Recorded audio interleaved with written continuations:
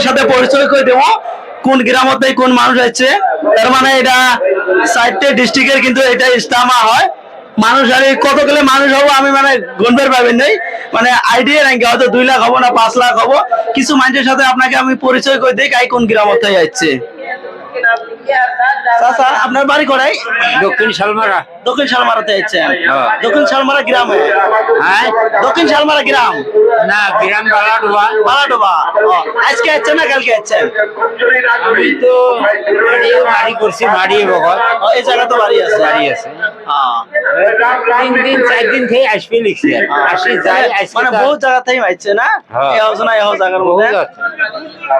তো আপনারা কোন জায়গা থেকে যাচ্ছেন? চরিগম থেকে আসছি। হ্যাঁ, চরিগম। এটা কোন ডিস্ট্রিক্ট পড়ে? এটা আলমগঞ্জ।